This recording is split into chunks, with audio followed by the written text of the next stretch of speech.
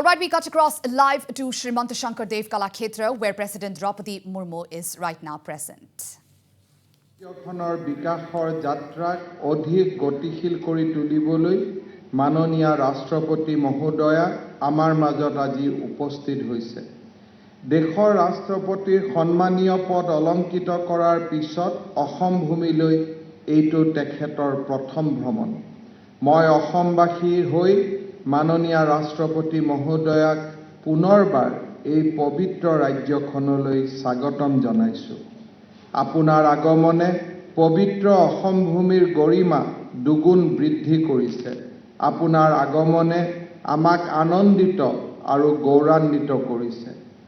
ভাৰতবৰ্ষৰ গৰ্বিত জনজাতীয় সমাজক প্ৰতিনিধিত্ব কৰা মাননীয় মুৰ্মু মহোদয়া দেশৰ গণতান্ত্ৰিক ইতিহাসত নজিৰ সৃষ্টি কৰি সন্মানীয় ৰাষ্ট্ৰপতিৰ পদ অলংকিত কৰিছে। জীৱনৰ অজস্ৰ ঘাত প্ৰতিঘাত সাহসেৰে মোকাবিলা কৰি আজীৱন জনসেৱাত নিস্বাৰ্থভাৱে আত্মনিয়োগ কৰা শ্ৰদ্ধাৰ মুৰ্মু মহোদয়া লক্ষ লক্ষ ভাৰতবাসীৰ অনুপ্ৰেৰণাৰ উৎস। দেশবাসীক তেখেতৰ অসাধাৰণ জীৱন কাহিনীয়ে শক্তি আৰু সাহস দিছে। চাওতালী পৰিয়ালৰ কন্যা মুৰ্মু মহোদয়াৰ অসম ভূমিৰ সৈতে আছে এক দীঘলীয়া সম্পৰ্ক। পূৰ্বে ৰাজ্যৰ বিভিন্ন স্থান ভ্ৰমণ কৰি অসমখনক তেখেতে বুজি উঠিছে। असम में माननीय मुर्मू जी की उपस्थिति के इस गौरवपूर्ण अवसर पर मैं राज्य को लोगों के जीवन में चाई जनजाति आदिवासी समुदाय के योगदानों के बारे में बोलना चाहूँगा। असम में चाय की खेती का एक लंबा इतिहास रहा है। सिंगफो समाज के प्रमुख सिंगफो गाम या बिसा गाम ने सन 1823 में ईस्ट इंडिया कंपनी के एजेंट मेजर रॉबर्ट ब्रूस को पहला चाय का पौधा तोहफे में दिया था। तभी अंग्रेजों का असम के जंगलों में चाय के पेड़ों का बारे में पता चला था। स्वतंत्रता संग्राम में शहीद मनीराम देवान असम के पहले चाय किसान थे। असम में चाय की खेत में पहले सिंगफो, दूसरे कसारी, तीसरे नागा और चौथे चीनी मजदूर कार्यरत थे। बाद में बिहार, बंगाल, उड़ीसा, मध्य प्रदेश, आंध्र प्रदेश आदि राज्य के विभिन्न हिस्सों से श्रमिकों को चाय बागान में लगाया गया था। सन 1911 में असम के जोरहाट में चाय प्रयोगशाला की स्थापना की गई थी। यही दुनिया की पहले चाय प्रयोगशाला है। सन 1838 के मार्च महीना में असम की चाय पत्तियों को पहला बार लंदन भेजा गया था। प्रत्येक समाज की अपनी निजी संस्कृति होती है। चाय जनजाति समुदाय की भी अपना अपना संस्कृति है। अपनी संस्कृति होने का बावजूद जनजाति समुदाय भी असमिया संस्कृति में शामिल हो गई है। चाय बागानों की संस्कृति में असमिया संस्कृति का प्रभाव रहा है। इसका कारण दोनों समाजों की संस्कृतियां एक दूसरे के संस्कृति के करीब आ गई है। चाय बागानों पर आधारित कोई असमिया फिल्मों का निर्माण किया गया है। असमिया गीतों और फिल्मों में चाय जनजाति आदिवासी समुदाय के संस्कृति का झलक मिलती है। सन 1956 में ही भारत रत्न डॉक्टर भूपेन हजारिका जी ने चाय बागान के पृष्ठभूमि पर एराबतर हुर नाम से एक सिनेमा का निर्माण किया था।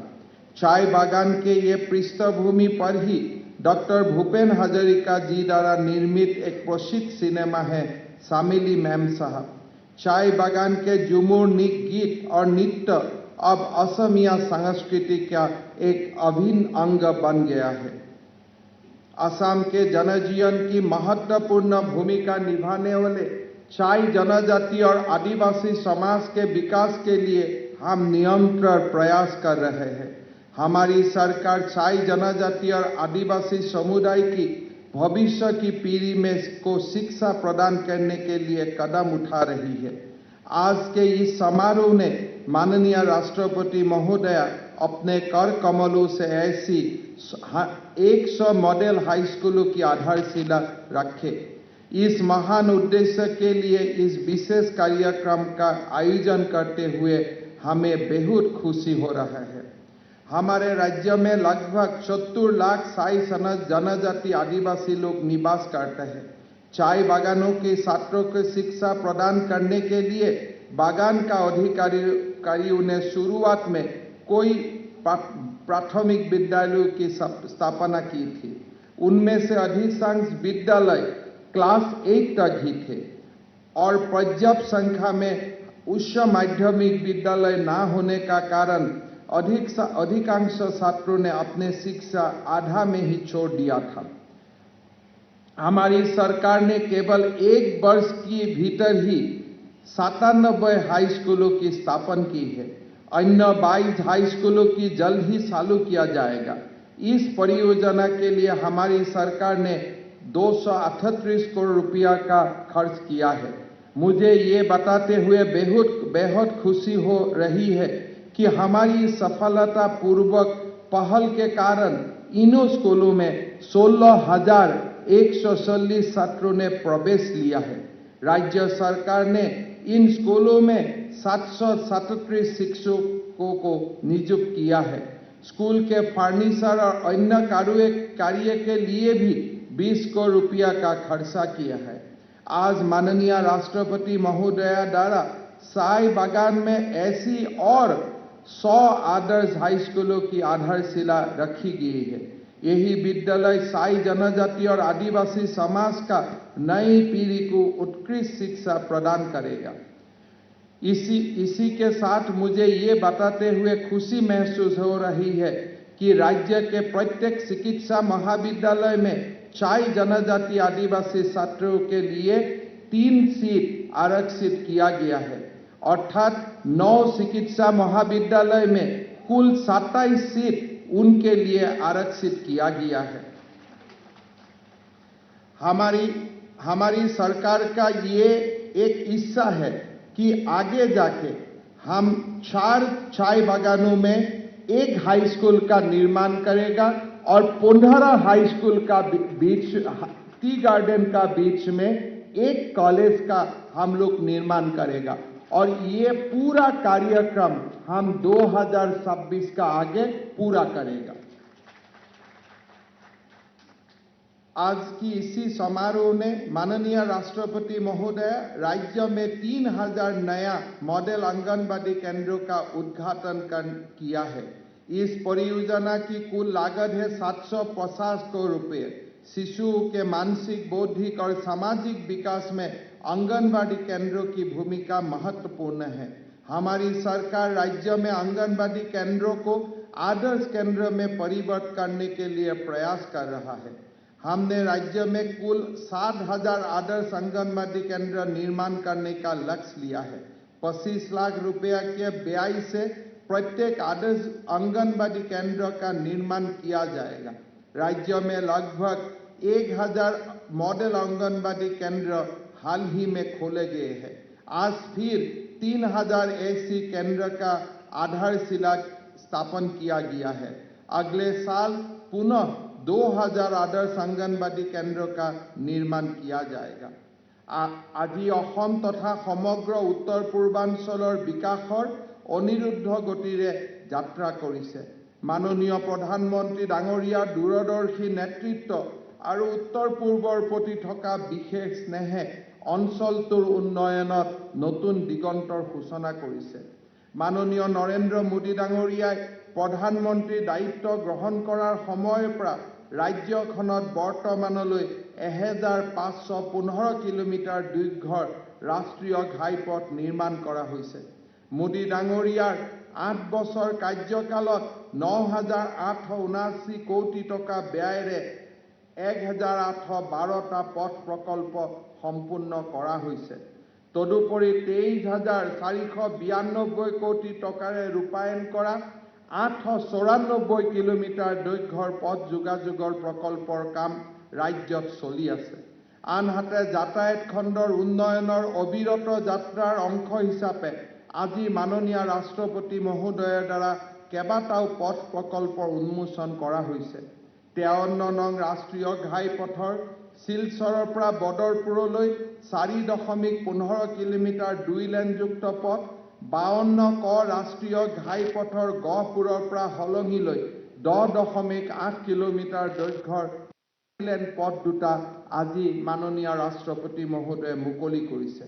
তদুপৰি 37 নং ৰাষ্ট্ৰীয় ঘাইপথৰ ডিব্ৰুগড় জিলাৰ লাহুৱাল চাবুৱা বাইপাছৰ লেপেটকাটাৰ পৰা কান্দুলিবাৰী গ্ৰাণ্ড গাঁও আৰু কান্দুলিবাৰী গ্ৰাণ্টৰ পৰা নল নিগুলিয়ালৈ পথছোৱা 4 লেনযুক্ত পথলৈ উন্নীতকৰণৰ দুটা অভিলাষী প্ৰকল্পৰ আধাৰশিলা স্থাপন কৰা হৈছে। এই প্ৰকল্পকেইটাৰ ৰূপায়ণৰ ফলস্বৰূপে ব্ৰহ্মপুত্ৰ আৰু বৰাক উপত্যকাৰ লগতে চুবুৰীয়া ৰাজ্যৰ সৈতেও পথ যোগাযোগ ব্যৱস্থা অধিক সুচল হৈ পৰিব। মাননীয় প্ৰধানমন্ত্ৰী ডাঙৰীয়াই উত্তৰ পূৰ্বাঞ্চলক ভাৰতৰ বিকাশৰ নতুন ইঞ্জিন হিচাপে গঢ়ি তুলিবলৈ যাতায়াত খণ্ডত গুৰুত্ব আৰোপ কৰিছে। আজি মাননীয় ৰাষ্ট্ৰপতি মহোদয়ে ৰেল খণ্ডৰ লগত জড়িত কেইবাটাও ঐতিহাসিক পদক্ষেপৰ শুভাৰম্ভ কৰিছে। আজি মাননীয় ৰাষ্ট্ৰপতি মহোদয়ে মেঘালয়ৰ একমাত্ৰ ৰেলৱে ষ্টেচন মেন্দিপথাৰ পৰা নাগালেণ্ডৰ নতুনকৈ নিৰ্মাণ কৰা চকুভি ৰেল ষ্টেচনৰ মাজত ৰেল সেৱাৰ ফ্লেগ অফ কৰিছে। প্ৰায় 100 বছৰ বিৰতিৰ মূৰত নিৰ্মাণ কৰা চকুভি হৈছে नागालैंडर द्वितीय रेल स्टेशन। नागालैंड में पहला रेलवे स्टेशन 100 साल पहले बनाया गया था। ये दूसरा रेलवे स्टेशन 100 साल का बाद प्रधानमंत्री मोदी जी ने निर्माण किया। माननीय राष्ट्रपति महोदय गुवाहाटी राती काखरिया आगियाथुरीत एक अत्याधुनिक कार्गो काम कौशिक टार्मिनेल निर्माणर आधारशिला स्थापन करिছে। এই পদক্ষেপে সামগ্ৰী পৰিবহনৰ সুব্যৱস্থাপনাত বিশেষভাৱে সহায় কৰিব। তৈল খণ্ডত উত্তৰ পূৰ্বাঞ্চলৰ এক সমৃদ্ধিশালী ইতিহাস আছে। ভাৰতবৰ্ষৰ তেল আৰু প্ৰাকৃতিক গেছৰ প্ৰথম আৱিষ্কাৰ হৈছিল উত্তৰ পূৰ্বত। দেশৰ 18% তেল আৰু গেছৰ ভাণ্ডাৰ হৈছে উত্তৰ পূৰ্বত। আমাৰ অঞ্চলৰ হাইড্ৰকাৰ্বন খণ্ডৰ পৰ্যাপ্ত বিকাশৰ প্ৰতি লক্ষ্য ৰাখি কেন্দ্ৰীয় চৰকাৰে ইতিমধ্যে নৰ্থ ইষ্ট হাইড্ৰকাৰ্বন ভিছন 2030 মুকলি কৰিছে।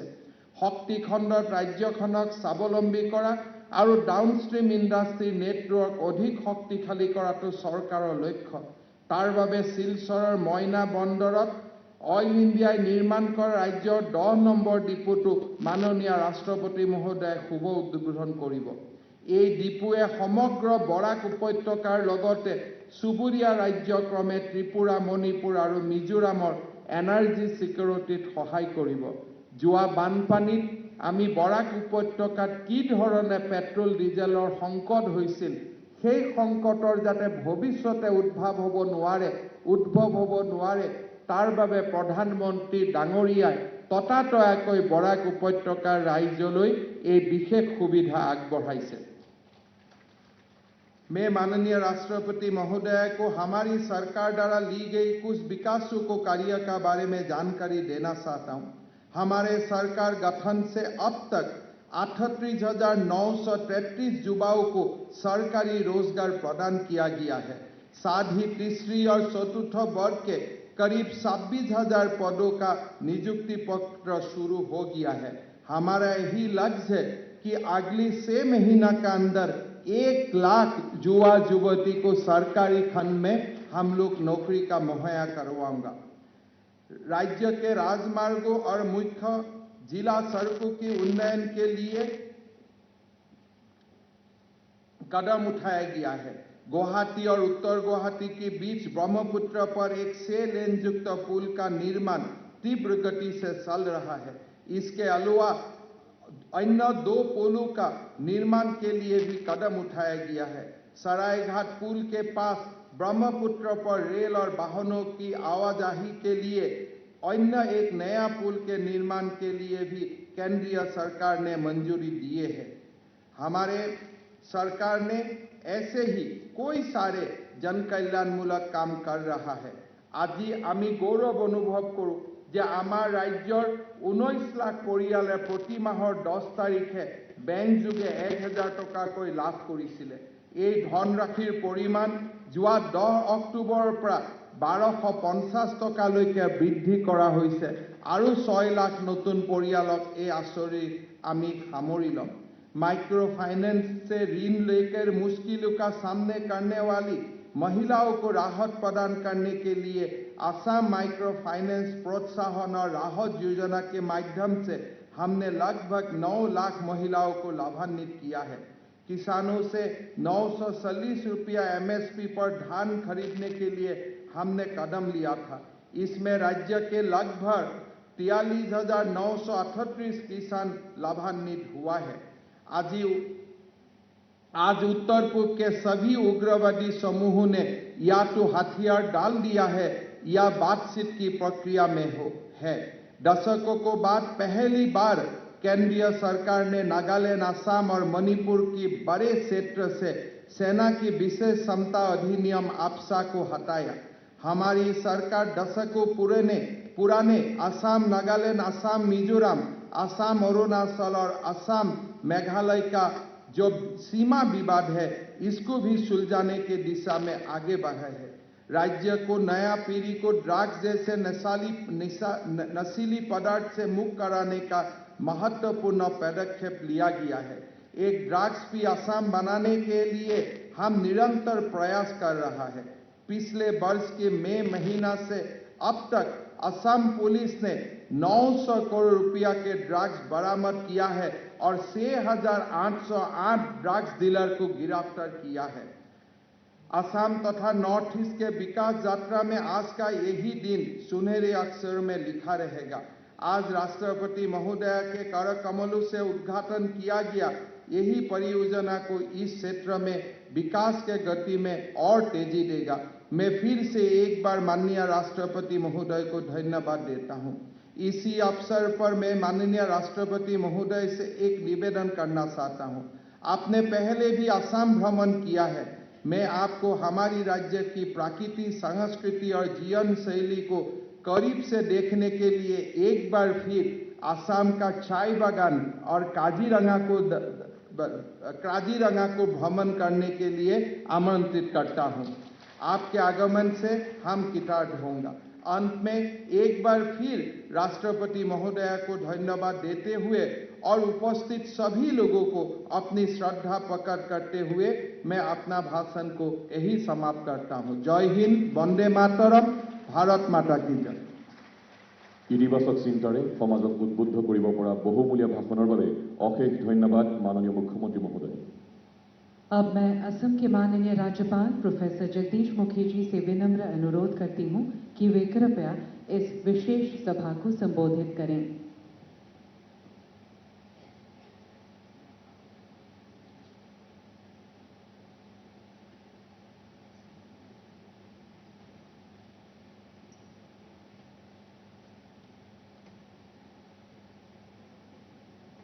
Namaskar. Honorable President of India, Shrimati Draupadi Murmu ji, Honorable Chief Minister Dr. Hemant Biswa Sharma ji, Union Minister of State for Petroleum Shri Rameshwar Teli ji,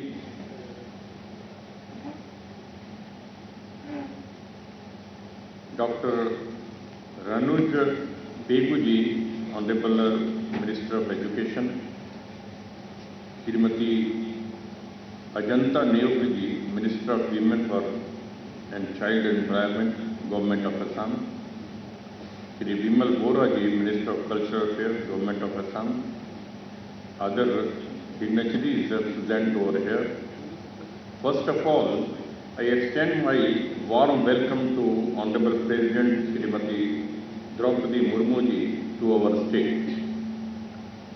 In our 7-decade-old Indian parliamentary democracy, today it is indeed a historic day for the state of Assam.